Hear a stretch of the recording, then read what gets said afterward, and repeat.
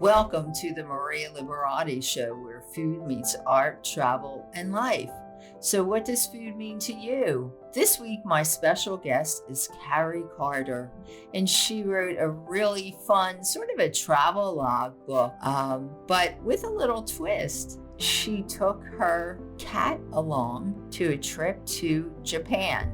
So join me for my interview with Carrie Carter shortly.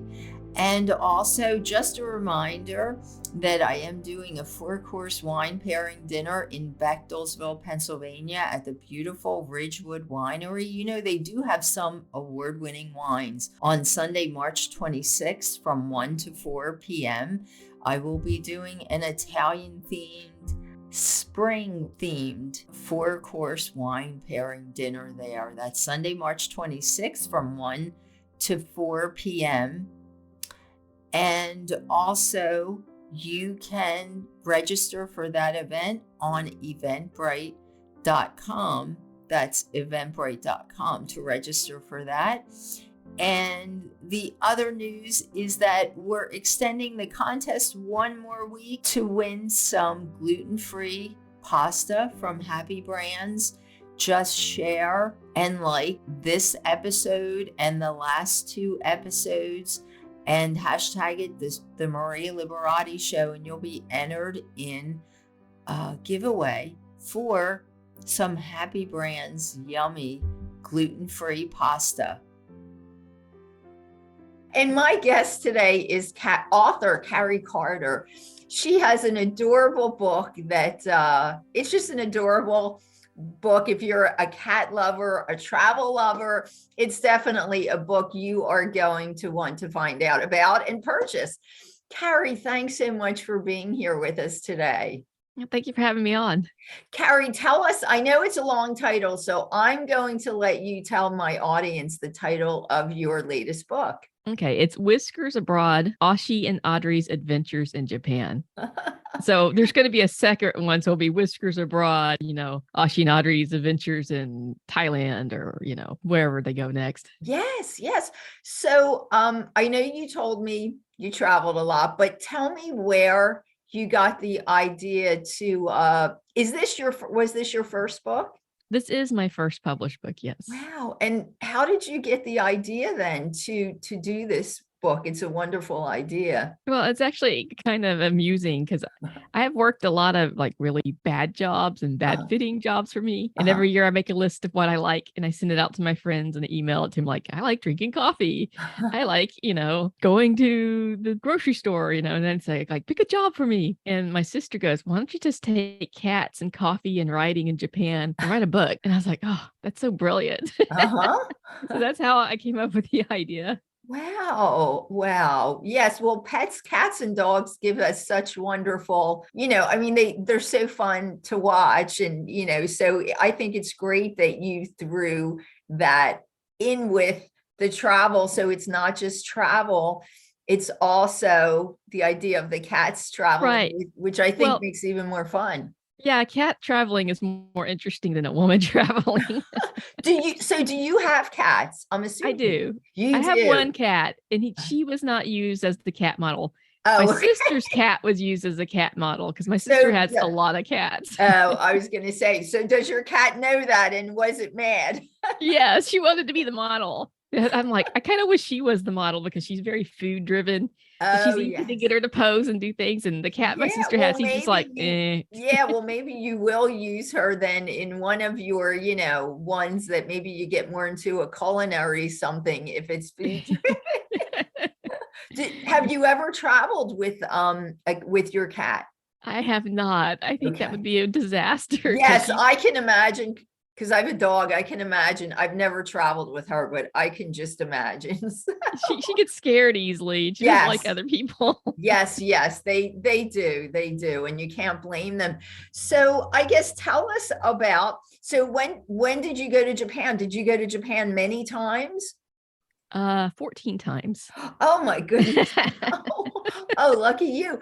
So I guess I want to know, tell us some interesting things about Japan, so did the cats have interesting little adventures, maybe something out of the ordinary that you Yes. highlighted in your book. Tell us about some of those fun things. So like the cat goes with the owner throughout the book, wherever they go. And they Right. go to the fish market, which is in the book, but unfortunately the fish part has closed down. The vendors Oh, are still there, but they relocated it. okay. But like it's super busy, chaotic, noisy, and there's these little lorry carts driving everywhere, and you have to watch it because it's a working fish market. It's not really tourists go there, but it's not really a tourist thing. Oh, yes. So there's definitely an adventure there, and the tuna auctions and every that he gets to see at the tuna auction. Oh my gosh. Like I they'd could let just a cat into a tuna auction.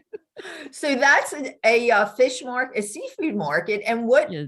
I'm sure they have a lot of those in Japan, but did you specifically highlight one specific one that you know of? Yeah, that one was like the most famous one. It was like the biggest fish market. And now it's like a mile or so down the road. It's new, Oh, modern, and clean, but oh, it's and not as where? fun. Tell us what part of, because most of us, including myself, that have never been to Japan, tell us what part of Japan that was in, or what's the name of that market? It's in Tokyo, and Okay. it's called Tsukiji Fish Market. Tsukiji. Okay. So, but you can go there now, and all the restaurants are still there, and all the people who sell the rubber boots, and the the shredded ginger for the sushi. That's all still Oh, yeah. sold there. Oh, wow. Oh, wow. Wow. That sounds like a beautiful place an interesting place to visit. And if you have a kitchen that you can also cook to get stuff and try some stuff, or have them make some local things. So tell us about some other, Right. um, So, I mean, the cat also, they go to like a Zen garden and they check that out, which uh-huh. of course, when I saw a Zen garden in Kyoto, and the first thing I thought was, oh, wow, it's like a giant cat box, which I know would be very offensive to a lot of people, but Oh my it's still gosh. what I thought because, it looks Yes. like the gravel and stuff. So there What may is be it? some, I'm sorry. I didn't mean to interrupt you. I'm not familiar with it. So what? There's all gravel around? yeah, okay, so a Zen garden is like it's like rocks, little Oh, a sometimes it's Zen gravel. Yeah, garden. yeah, and Oh, they yes. break it and they make the little lines in it. Yes, And it's yes. supposed to represent water, and then there's supposed to be bigger rocks representing mountains. It's supposed to represent all the different parts of nature. Yes, yes. But So I what saw it. is I this a thought, big, "Cat." like a big park in Kyoto? Is that what it is? This, this was I think at a shrine. Okay. And so yeah, Okay. the Kyoto has lots of stuff like shrines and temples and Oh, wow. So did the cats think it was a big litter box? yes. I mean, cat's gonna do what cat's gonna Cat's do, gonna right? do, and if it looks like a litter box, hey, for them, that's a litter box. Are there any culinary things, like you had the fish market? Anything Okay. else you can tell us about? That was actually a complaint I got from somebody who read the book. She's like, there's too much food in here. Ah, I like to eat, and so does the cat. And uh-huh. yeah, they try all sorts of stuff, Japanese foods, and they try the obvious stuff like sushi and ramen, and then they try some like lesser known things, Uh-huh. like tonkatsu, which is like deep What's fried. That it's pork cutlets, and they deep fry it, and oh, it's okay. super crispy and light. And I'm like, I don't know how they get it so like Yeah. not. It's just delicious. Yeah, how they got it so light. Maybe Yeah, how they get it. it could be because the panko Yeah, breadcrumbs they are use lighter panko. than our breadcrumbs, and whatever type of oil they use. So did the cats like the pork? The The fried? cat likes the pork. His most favorite thing though is oysters. Oh, oysters. Oh, yeah. You can get all So, sorts of shellfish in Japan, grilled oh, or raw wow. or Wow. tempura Wow. fried. You can get it all. Oh my gosh. Oh my gosh. So any other little places you can just tell us about? Any other little visits? Yeah, I mean, one of the things I do, and I did this. Now, when I did it, I had friends that lived Uh, in Japan that went with me. So uh-huh. that was very helpful because like everything's in Japanese and it's kind of hard to get around on the bus system. But Right. it's called a tuna ticket. And Uh-huh. you go from either Shinagawa Station in Tokyo or Yokohama, and it takes you all the way down into the Miura Peninsula. And Right. that's where they bring in all the big tunas. The big catch comes in through that. Wow. Wow. And so you can go there, and the ticket gets you on all the buses and the Uh-huh. trains, and you get a free meal with it. and you get Oh a my free goodness. activity, like you can rent a bicycle, or you can go to the onsen, which is a hot springs, or Oh, you could take a boat wow. ride, and it's just super pretty, and it was just a lot of fun. So how long? So it's a tuna ticket and it's like a whole day thing. Then you Yeah, it's buy a whole this. day thing. And Yeah. then where, like, how far do you go? So you said you go from this part of Tokyo, and is it like a long trip, or is it just you stop at places along the way for You the whole day? can stop and get off the train and look Uh, around and places to get back on, but we went all the way pretty much straight down. uh-huh. And I don't remember how long it took, but I think because Uh, we were jibber jabbering the whole time, right. I'm it seemed sure. like it was like 10 minutes, but it may have been more like 45 or so, So it's maybe. called a tuna ticket because you're Yes. going to these places where they catch the fresh tuna and then you have Yeah. a free dinner. Wow, which I'm sure the cats loved. Yeah. There's like 26 different restaurants that participate. So you can pick, you Oh, have a map and it shows you where they're at. uh-huh. Go in, you provide your tuna ticket, and they give you a meal that obviously has tuna in it. Yes, yes. Oh my goodness. Wow. You're Yeah, definitely making me want to go there and do that I just for that tuna ticket. That sounds like a lot of fun. So in your book, I'm trying to visualize, did you, or is it like drawings of the cats in different places, or what, or is it just text and then you write about the cats? no, it's full of pictures. Full of It's pictures. like a scrapbook, like a memory book Oh kind of done. wow. Oh And then there's wow. like pictures of the cat doing things, like there's Uh-huh. cats walking on the Ferris wheel and the cats, in the Zen garden. And so Oh the wow. cat's been photoshopped into doing all these different things. So I'm sure they're drawings, right? It's They're pictures, pictures. It's pictures. pictures, regular Yeah. photos. They're photos I took on my different trip. And if you look really carefully, you can see that my hairstyles change a lot. Oh, that's great. Oh, that's wonderful. So, and then how did you get the cats in there? Because I know you said you didn't take the cats with, I guess they could Photoshop them. Yeah, my sister did all that because she's a That's graphics great. designer. So she designed the Oh, look of the book. yes, yes. Oh, that's wonderful. That sounds really exciting. Wow, that sounds like an adorable book. It's a great way to find out about Japan, but I think it's also a fun way. It's not just, okay, we're traveling here. So I know you said, and what are the names of the cats in this book? Ashi, Ashi. which actually is Japanese for like foot or paw. Oh, is that the both of them are named Ashi?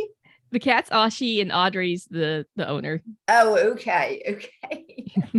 Oh, so it's one cat, One Ashi. cat. One Yeah. cat, which I was going to say two cats. Well, traveling with two cats, that would definitely be. So is Ashi going to be in your next one, or you're going to put another cat? It It's is definitely going to be Ashi. Yeah. the Ashi and Audrey. traveler, the traveling cat. I think right now I'm going to have them go back to Japan because I still need to see the snow monkeys and Oh they still need to yeah. go to Beppu and sit in the onsens and Yeah, do it all sounds that. like you really went through a lot with 14 trips. I'm sure you saw a lot of, have you seen mostly all of the country? I have not seen too much of like Hokkaido in the north. Oh, So okay. that's definitely on my radar next time I go. Right, right. Oh my gosh. Oh my gosh. That's wonderful. Well, that sounds really like, it sounds like a really fun book. And I guess I wanted to tell everybody, where could they find it? It sounds like it's a new release, right, Carrie? Right. It was released like the end of last year. Oh, that's great. Where can everybody find that for members of the audience that want to get a copy of the book? You can get it on Amazon Uh-huh. or Barnes and Nobles and Books a Million. And you can also buy it direct through my publisher, which Okay. is bayoucitypress.com. Okay. And do you have a website if people want to find out about you, or they go to Amazon and your author page? I mean, I do have an author page, but my website's got more information on it. Oh, okay. And tell us your website. Is it carriecarter.com? It's carriecarterwrites.com. Okay, there you go. Oh, that's great. So that's carriecarterwrites.com, and we'll try to put that up on my website, the marialiberati.show.com. And this interview, the video will also be on the YouTube channel, the Maria Liberati Show. So people can also see you there. You don't happen to have a copy of the book with you, do you, that you can hold up? I Oh, forgot to ask you before we started the interview. That's I okay. did not grab it. That's what a Okay. I just thought of that. I just thought of fail on my part. that's okay. I do the same thing. I'm an author and I never have my books around. That's okay. People can just go online and see it, I'm sure. That's great. All right, Carrie, thank you so much. And hopefully we'll have you back in your next cat travelogue. Thanks. Keep in touch. All right, Carrie, thanks again.